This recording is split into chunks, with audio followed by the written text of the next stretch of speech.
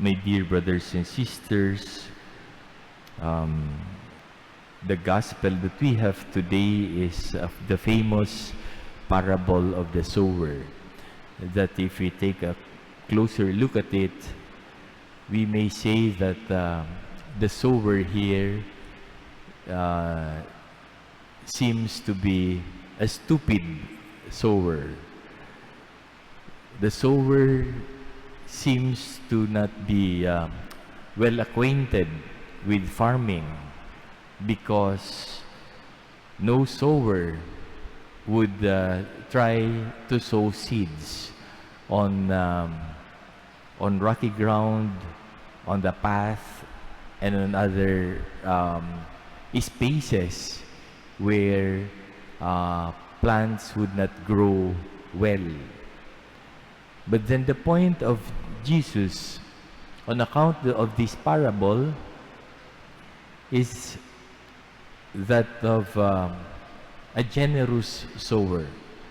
A generous sower, we may say he is a prodigal sower. By prodigal actually means an excessive generosity to the point of wastefulness.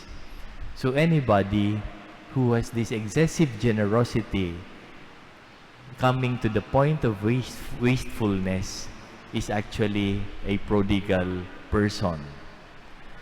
So looking at this parable and looking also at the feast, at the memorial that we are celebrating today, the memorial of the Korean martyrs, Andrew and his companions, and also at the same time our community celebrates the 15-year tradition of the celebration of the feast of Our Lady of Peñafrancia. We can see how the Korean martyrs and how Mary allowed the seed, meaning the Word of God in the Gospel, flourish in their lives. So, for the Korean martyrs, they were formed by the Word. They were transformed by the Word. And eventually, they became transformers for the Word. So this is a process that we saw also in Mary, in her life, as she accompanied Jesus from her warm and loving womb to the cold and borrowed tomb. So Mary is exemplar of a person who hears the word and ponders it in her heart, so that throughout his life, while she is accompanying Jesus, she was formed by the Word, and not only formed by the Word, she accompanied the Word. And when Jesus ascended into heaven, she accompanied the church built by the Word. And so, my dear brothers and sisters, this is something that is very important to us as Christians, as disciples, as followers of Jesus. Learning from the martyrs, learning from the saints, and most especially learning from Mary, from our mother, who knows how to ponder the word in her heart and to follow the word and to allow the word to transform her. So there is a process in evangelization, and the key is the word.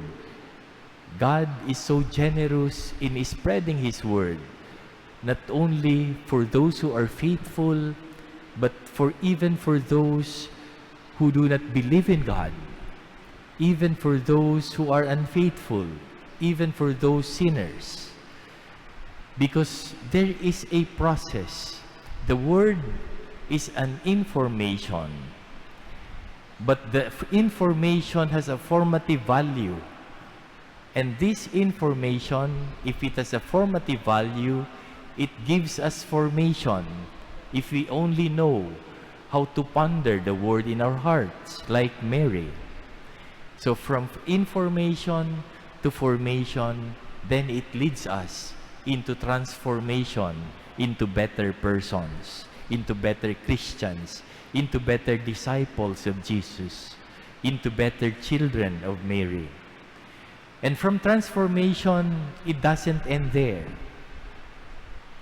It has to lead us somewhere, and that somewhere is being transformers on account of the Word.